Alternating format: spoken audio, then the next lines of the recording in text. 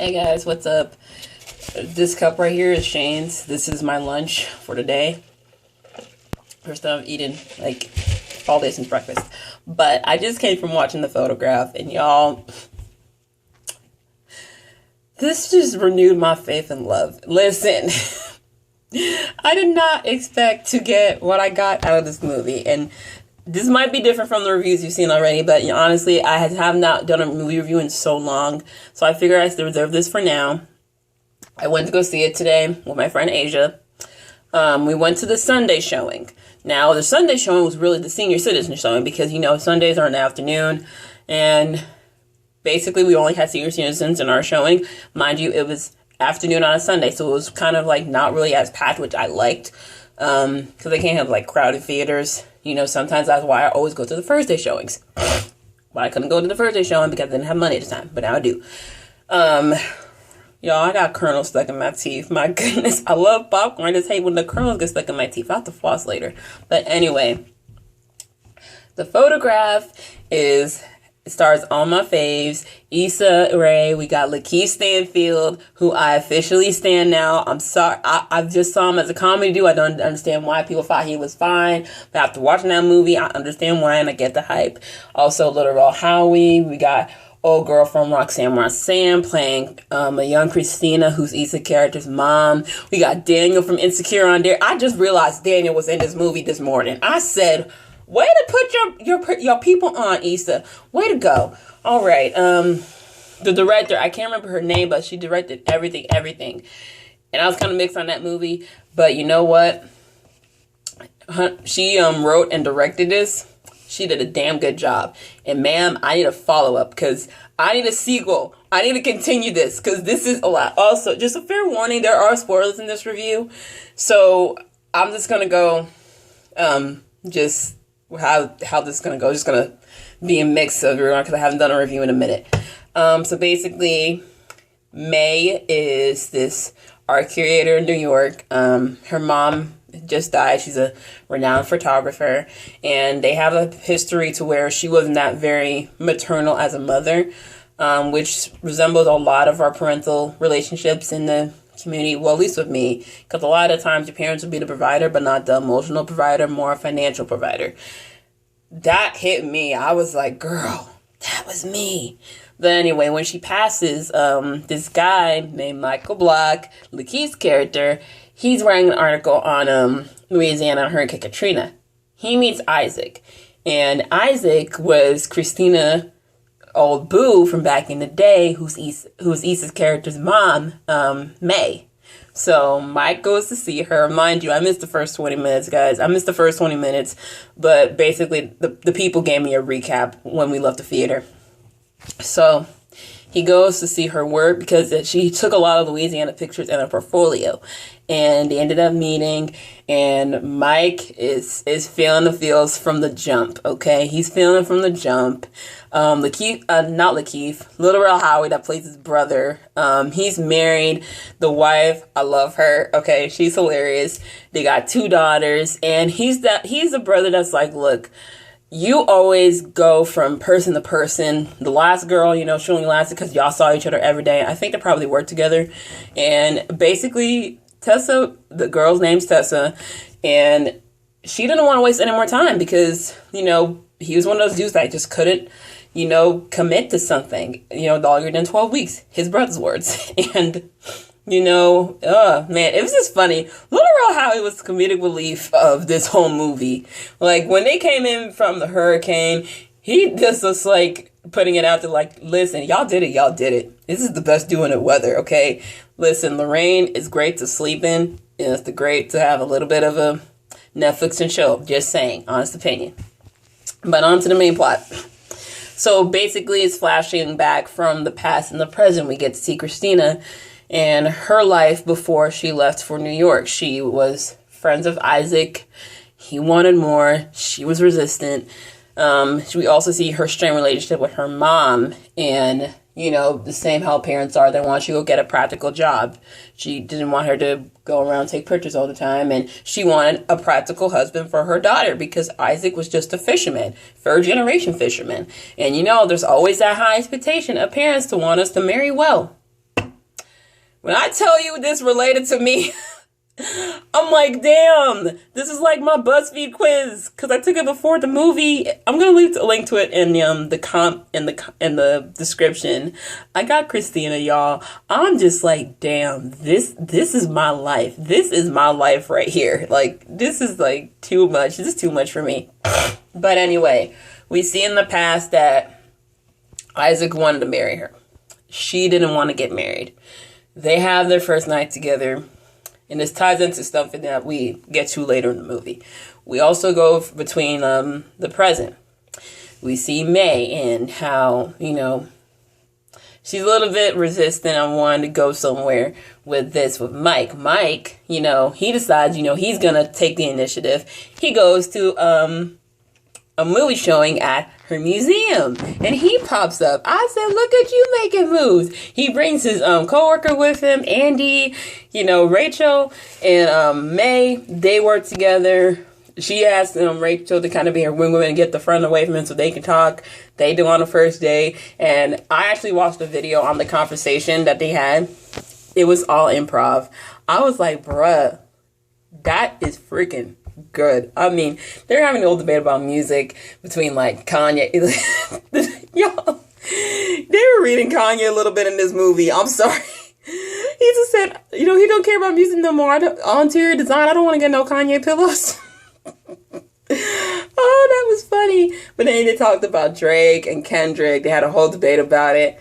And, it's going to get into the end of the movie I'm going to talk about because I was just like, I can't. But they have insightful conversation. It turns into choices of music into insightful conversation. And then he asks, is it okay for me to kiss you? Let me tell you, that kiss was something. I'm like, yes. The only gripe I had about it is that I wish we had a little bit more time to develop and see more of the relationship. I know the movie has like a cap time, but I wish we could have had like an extra 20 minutes of them, of May and Mike and their relationship. And even though it had been about a month of them together, I kind of wanted a little bit more time. Because, it was kind of... Because, it was the feeling of falling in love with someone so naturally and just spending that time. Man, it just got me in my feelings. So we get the first date. Then a hurricane comes through New York. And he goes over to her mom's place to look at some stuff. They end up going back to her place, and they have another conversation, which leads to them having sex. Listen. We had this conversation in the car. The melanin skin glow was just, the lighting was perfect, and just, my goodness.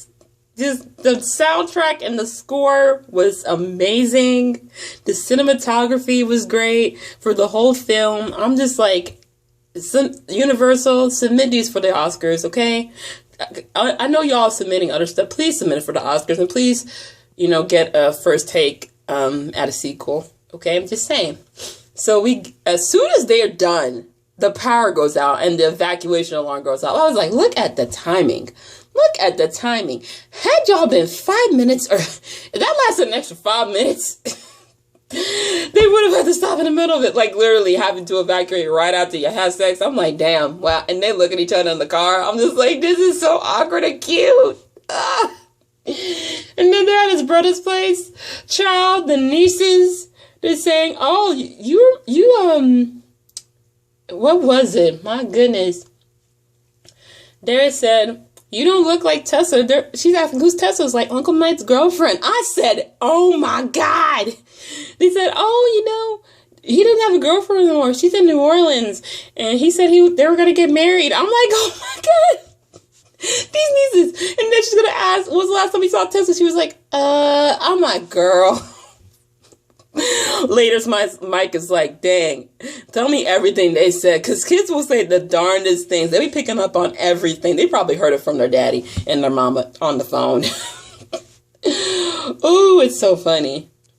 But yeah, after the hurricane, we see more of May reading her mom's letters. And we see how she wanted to go to New York and she wanted Isaac to go with him. He didn't feel like that he would fit in New York as a fisherman, but she wanted to do more of her life than just be a wife and make dinner all the time.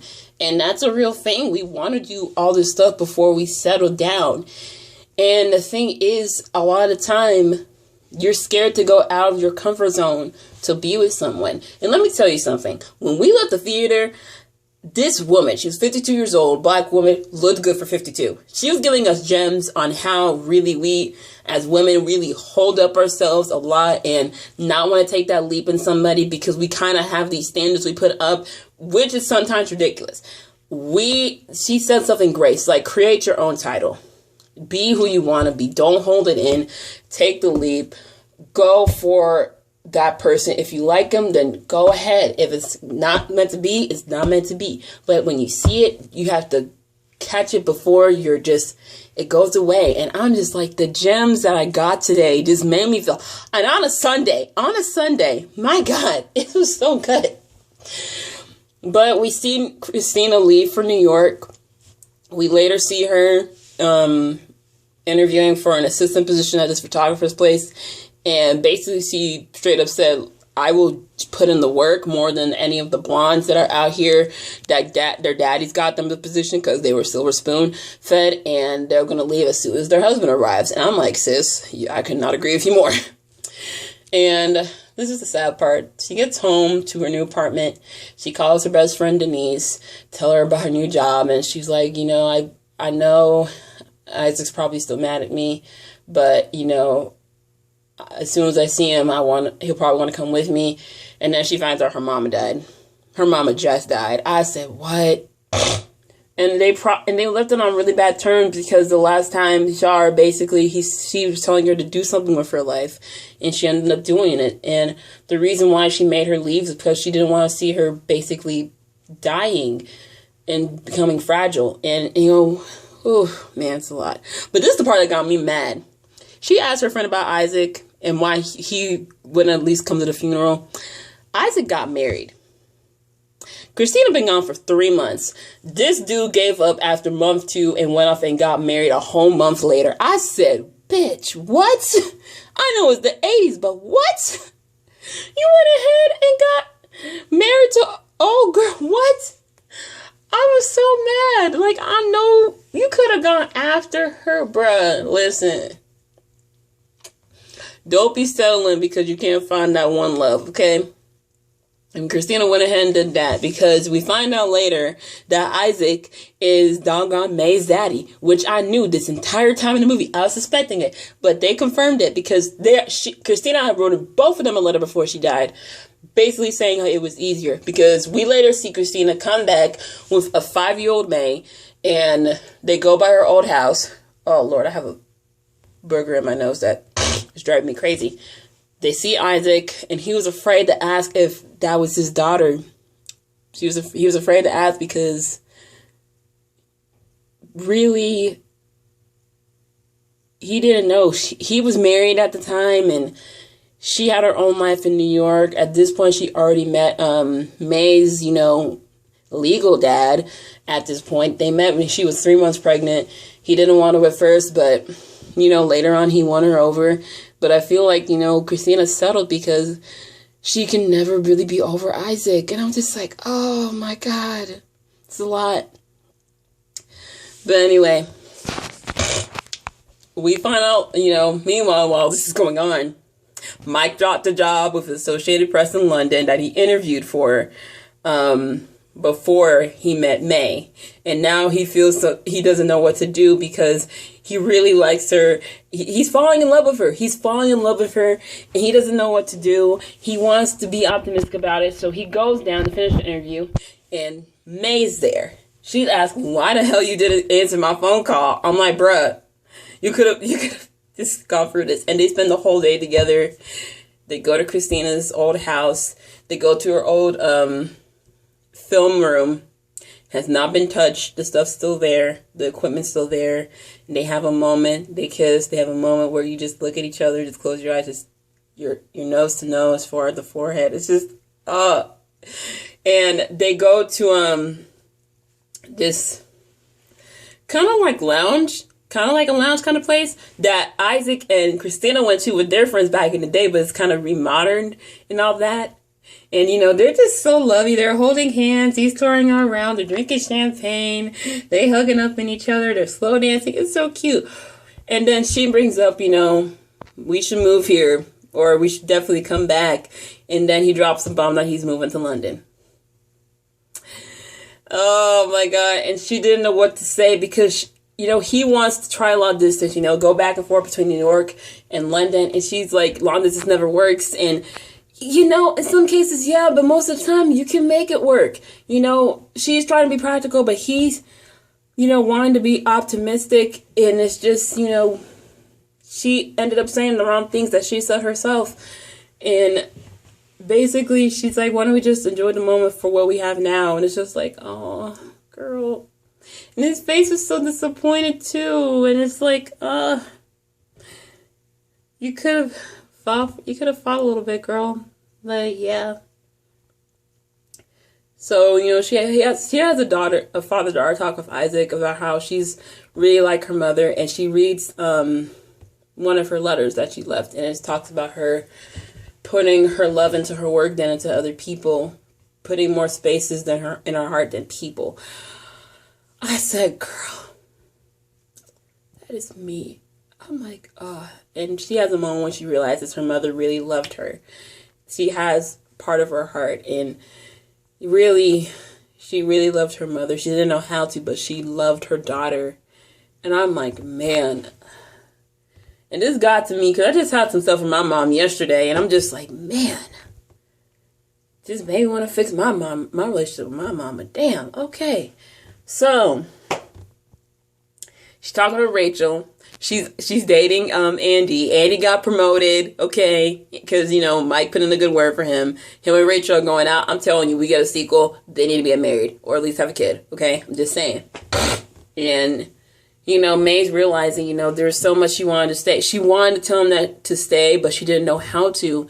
And she's so used to just being hurt and people leaving and just putting up walls around her heart instead of just letting people in.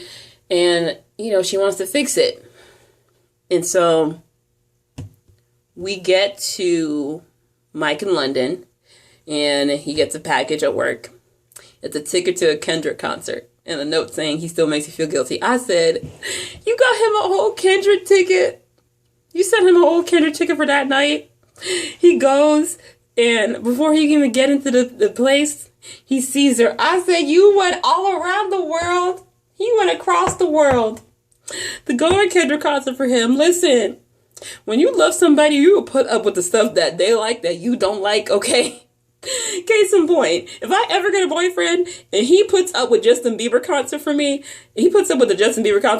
that shows he loves me, okay? If I meet a dude and he drags me to and this is just random. If he likes country, he drags me to a country concert, I will go, okay? Because, you know, I love him. And we doing stuff together because, you know, it takes us back to the whole Kendrick and Drake debate from earlier. And in the car earlier when they were driving, she was like, we playing Drake. He's like, I hate you. You know I don't like no Drake. Playing some Kendrick. She was like, get out of my car.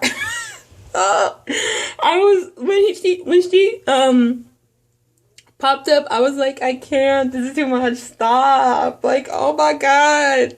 She really went across the world to find him. And he actually came. And they just, oh my goodness, they have a moment. And she says how, you know, she wished she could have said the right thing. And she doesn't want to be practical anymore. She wants to take the chance. And she doesn't want to live with regret like her mom. And he just kisses her. Oh, it's just so much kissing and resolution. Just great. And he talks about how he's really has been pathetic because she hasn't stopped thinking about her. I was like, I know you still thought about her. I knew you would. Oh my goodness. It was just such a great movie. I don't know why people are in their feelings about it. This is our millennial Love Jones, okay? People gotta stop comparing it to the old movies, Love Jones and Love and Basketball, because that was the 90s. This is the 21st century. This one's for us, for the millennials, okay? Love Jones came out the year I was born. Lorenz Tate is in his 40s, okay? I just realized that this man has not aged, okay? I'm sorry, my nose is snuffly today. Allergy season's trying to come for me. But this is a movie that needed to be made. This is the start of so many Black love stories that are out there that need to be told, because we really haven't had something like that. There's a solid love story where there's no trauma, no slavery, no exaggerated dramatics. Like, we had a Black family, a healthy, stable Black family. We had a man that loved his wife, loved being a dad.